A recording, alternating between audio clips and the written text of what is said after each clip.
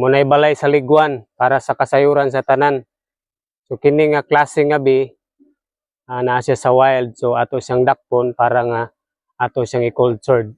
So ang una nga buhaton nato, gamitan nato na siya og smoker. Kini nga kuan, kini nga brood muna siya ang quinsil. Makita ninyo yung dako, muna siyang quinsil, nilupad ra. So nag-swarm na dahil siya, daghan na kaya ning nag-swarm. So kadaghan na siya nag-split.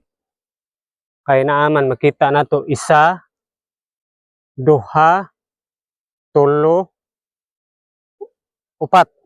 Upat na ka-queen ang nilupad gikan ani. So mo ni siya, okay. So nakita na ginato ilang balay. So naiyang kuan. Kung makita ninyo, mo ni siya ang drone kani. Mo na siya ang mga lalaki kani, kining itom. Kani mo ni mga workers nila ni. So kini mo ni siya ang quinsil kani, pero nilupad na ang queen ani. Na kani mo ni quinsil, wala naman siya oh. Na, kung makita ninyo kanang yellow, mo na siya ang puli na gitirahan ako niya oh. Kita ninyo nang sting na siya, mo nang delikado, wala kay protection.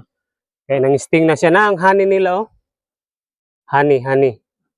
Kanang yellow mo na siyang pulin. Brood kani.